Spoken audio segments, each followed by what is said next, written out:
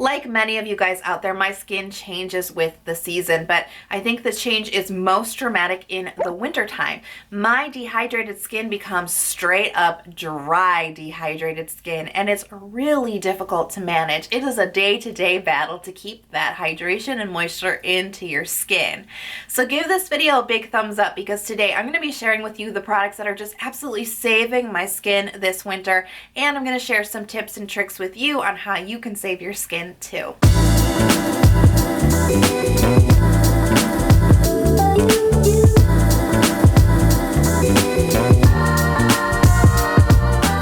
Okay, so the very first product that we need to talk about is a toner. Now, toners for dehydrated skin are a savior. They're just a must, non-negotiable, right? And I love my watery toners so much. I love to do the 7 skin method with them. However, in the winter, things need to change around just a little bit. And I do have more of an appreciation for thicker toners that have just a little bit more viscosity to them. So one of the toners that I have just discovered that I am in absolute awe and love of is the ENS Jin Jung Sung Soothing Moisture Skin Essence. Now, this is a 100% new to me brand. I have never heard of this brand before, but I am blown away by the ingredients in this toner. Now, first off, it's called a skin essence because it is a thicker viscosity, but it is a toner and it is applied in a toner fashion. It's also called an essence because it kind of behaves more, but the difference between a toner and an essence, toners are really just about hydration and essences are about hydration and like nutrition for the skin. They usually have more additional like beneficial plant extracts and things like that. So this is like twofold. It's called an essence because of its weight, of its thickness, but also because of the ingredients in this one. And I was blown away when I read the ingredients list. So first off, it actually contains 8 moisturizing ingredients, including glycerin, meadowfoam seed oil, apricot seed oil, squalane, beeswax, sodium hyaluronate, shea butter, ceramide, and allantoin. So that's just the 8 moisturizing factors that are in this toner alone. Now, in addition, yes, there's more. In addition to those 8 moisturizing ingredients, it also includes andesite, niacinamide, collagen, and beta-glucan. And don't think that these are just the little extra throwaway ingredients at the end of the list. These are at the top of the ingredients list. So this stuff feels amazing on my skin. It's almost like a jelly-like texture and it just sinks into my skin really quickly. It soothes my skin. It puts a lot of moisture into my skin. But what was really surprising to me, something I was not expecting, was that this really conditions my skin. It makes my skin feel like baby butt smooth. Like I couldn't believe it. I could not stop touching my face when I first started trying this. I was like, why is my skin so soft? So I'm super impressed with this brand new toner. It's full of moisturizing ingredients. It's got ceramides in it. It's going to protect your dehydrated skin. This is just like a no-brainer for dry weather, right? So ENS Jin Jung Sung Soothing Moisture Skin Essence is definitely a recommend from me. Next is an oldie but a goodie, and that's the Klairs Rich Moist Soothing Serum. Now, I discovered this a couple winters ago and it really saved my skin, and I've been really liking putting this back into my routine this winter. Now, there's really not too much to get excited about here ingredients wise. I mean, it's a nice ingredients list, but honestly, what it is it's just a moisturizing serum. Now, it's really nice because it helps soothe the skin. It's kind of got that good oil water balance to it. It's not fully moisturizing, it's not fully hydrating. It's a good hybrid between the two, which I find to be really the sweet spot for dehydrated skin, especially in the winter, because it's all about like adding the hydration back in, but then you got to start locking it in with moisturizing layers. So this is kind of a good middle point for a serum. But what I just really like about it is that even though it's moisturizing, it's hydrating, it's still lightweight on the skin. And again, when it comes to my winter routine, I find it to be much longer. I find myself doing more layers, and when you're doing a multi-layer routine, it is important that those layers do feel thin on the skin, right? That they feel breathable so you're not overloading your skin. And that's why I really appreciate this one, because it just kind of is like no nonsense. It gets the job done and it plays well with other like layers for winter time. So let's talk about oils. Now, oils are a huge subject, and maybe that should be the subject of another video, but oils for wintertime, yes, even for dehydrated skin, even if you're a little bit oily, if you suffer from any type of dehydrated skin or transepidermal water loss throughout the day, you really should be considering adding a little bit of oil into your routine. Now, this was an idea that was pretty foreign to me before this year. I have to admit, I think I was kind of still of that old school thinking that if you have oily skin, then oil will make you break out. I don't know why I still thought that. It was like, it's 2019 and I just came around to the conclusion that that's not the case. But anyways, I've been exploring more with oils lately, and I've noticed, especially now in the winter time, that oil has been a great addition to my skincare routine. Now, one oil that I want to introduce to you guys that I've been loving in the last couple of months has been marula oil. Now, marula oil is one of those oleic acids. This is great to help seal in your moisture. This isn't a linoleic acid that's going to be really great for moisture barrier repair. Again, I think that might be a different video, but this is a great oil to use as part of your occlusive layer steps, and that's so important when it comes to dehydrated skin and wintertime, because you have got to seal in all of that hydration, and oftentimes it takes a couple of different moisturizing steps to do the trick. Now, marula oil is great because it feels very light on the skin and it absorbs very quickly, so it doesn't leave like a heavy feeling or a greasy feeling. So here is like a pro tip for you. I've actually got a couple. So one of my favorite ways to use marula oil is mixed in with my moisturizer at the end of my routine, just a drop or two before I put moisturizer on my face. This is just a great way to kind of boost the occlusive properties of my moisturizer. Another thing that I like to do is actually mix a couple drops of this into my body lotion or my hand creams, because again, it's boosting the occlusivity of those moisturizers, which is like definitely needed if you suffer from dehydrated skin. And dehydrated skin can happen all over. It's not just your face, right? My cuticles get really bad in winter time too. You know, my hands get very, very dry, and they're just, the nails look dried out, the cuticles look dried out, and they don't feel good. They feel dry. So I've been finding a couple drops of marula oil in my hand cream has been making my cuticles look healthier, my nails look healthier, and my skin on my hands feels more comfortable.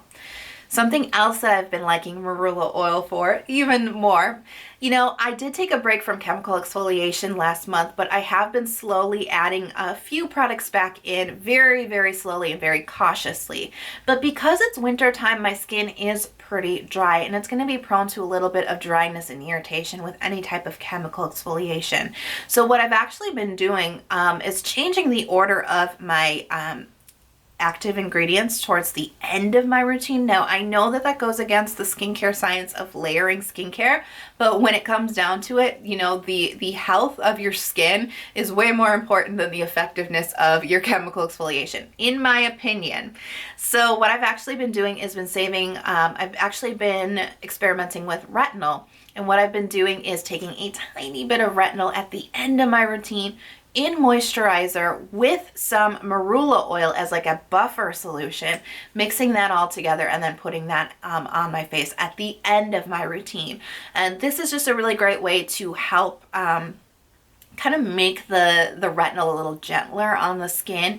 It's not going to work as effectively. It will still work, but it's going to help buffer it. And it's going to help reduce irritation. So I've talked about this one in videos in the past, so I think you're probably not going to be surprised to see this one on here, but it definitely bears mentioning, and that's the CeraVe Moisturizing Cream.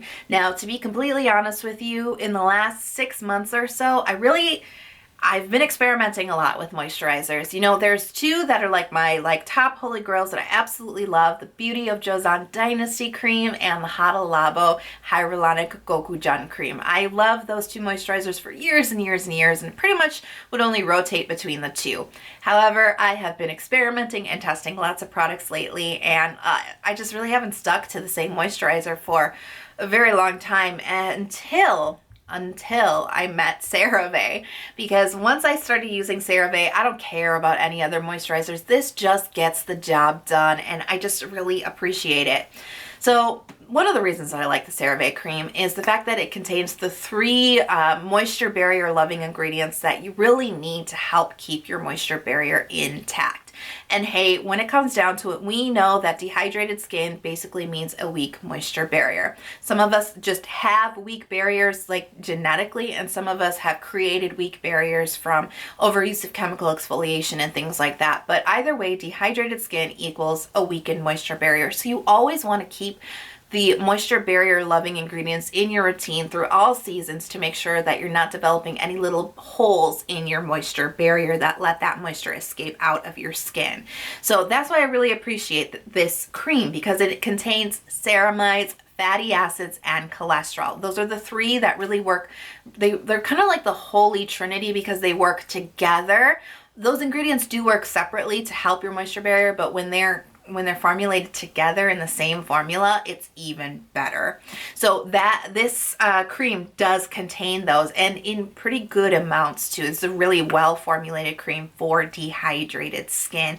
Plus, look at this size. It was a very, very affordable. You can slather your whole body in this. It's about 19 ounces. Of course, they make smaller sizes, but I mean, I got 19 ounces for about $15 US, which is like insane. So I'm loving the size of this. I've been putting it on my hands, on my neck, on my body, on my face, and it's just been doing the trick for me. I love it. The next product has a whole dedicated review on it, so I'm not going to say too much, but I have been really relying on the COSRX Ultimate Moisturizing Honey Overnight Mask. Now, this has been my final layer, my sleeping pack layer, and this is just the one that I reach for the most. Now, this has 87% propolis extract in it, so it is very hydrating. It does lock down a lot of moisture for you, but why I think I've really been reaching for it is because it's lightweight and it gets the job done. And as I mentioned before, it's really all about, getting the layers right in wintertime, because there's going to be more layers and you want to make sure that you're layering them properly so they feel comfortable on the skin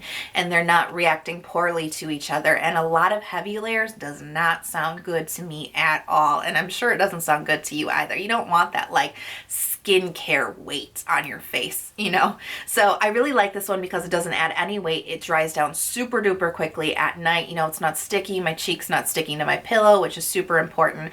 But unlike its sister product, the rice mask is just feeling a little bit too heavy for my skin. Even though it is better for dry skin, the combination of products that I'm using now, this one is just really doing the trick for me. I also want to mention that it's really important to sleep with a humidifier in a dry environment. I actually sleep with a humidifier year round, but having a humidifier, especially in dry climates, really does help, especially when you're sleeping, because when you sleep, you spend so much time in that room. Usually you're, anywhere from like 6 to almost even 12 hours that you're in your room. So it's important that you keep that air moisturized. So I really like to use a humidifier. That's really great. I think it helps your sleeping packs work a little bit better too, because most sleeping packs are humectant based. So you do want a little bit of moisture in the air so that your sleeping pack can grab onto that humidity in the air and bind it to your skin. I quickly want to mention another item that I've been using a lot. This is not a skincare product, but it's actually a skincare gadget,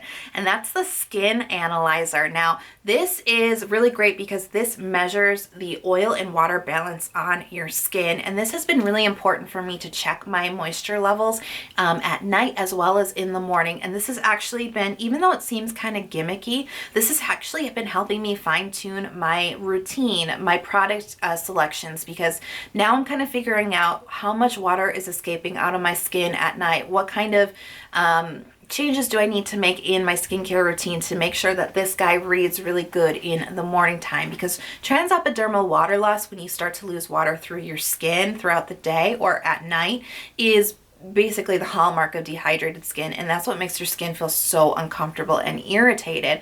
So having a little gadget like this is really helpful to help you fine-tune your skincare choices, in my opinion. And finally, masks. I've been relying on masks a lot to lock in hydration to my skin, just as a way to fight against the transepidermal water loss. So I got to give a shout out to I'm From Honey mask, because that has been one of the first steps I've used in my nighttime routines for for the last month.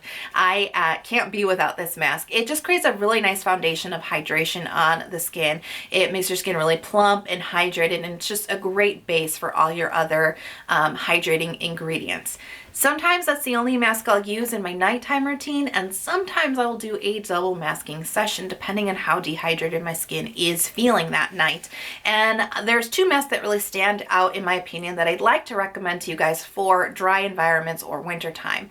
And one is something that I've talked about before. That is the Klairs Amino Moisture Mask. Now this has a lot of ceramides in it. This is just a really moisturizing mask, but it's not heavy and it's not sticky. It's not overly moisturizing. You know, some moisturizing masks feel almost even oily. This isn't like that at all. This is hydrating and moisturizing. I actually discovered this a couple of winters ago, and now I just buy them by the box full for winter because they just feel so nice. It's a really nice thin sheet mask as well. It's almost one of those invisible type masks, which I appreciate. You know, it's not stiff, it's not heavy on the face. So I really like this mask. I totally recommend Klairs masks just in general, but this particular one, the Amino Moisture Mask, is perfect for dehydrated skin, especially in winter time. So one of my new discoveries this year has been the A-Poo sheet masks, the milk carton version. I'm not exactly sure what these are called. I'll put it in the description box below. But these have been a great discovery. Now, first of all, these masks are very inexpensive. We're talking like around $1 a mask if you buy them in a pack. So that is like the gold standard of sheet masks in my opinion for price. Now, why I like these for winter is the fact that they have more of a milky essence, which I find to be more moisturizing. And again, you really have to find that balance between hydration and moisture in the winter when it comes to dehydrated skin. So this is a great way to lock down your hydrating steps before you move into your moisturizing steps. So you want to do like your toners, essences, and even lightweight serums first.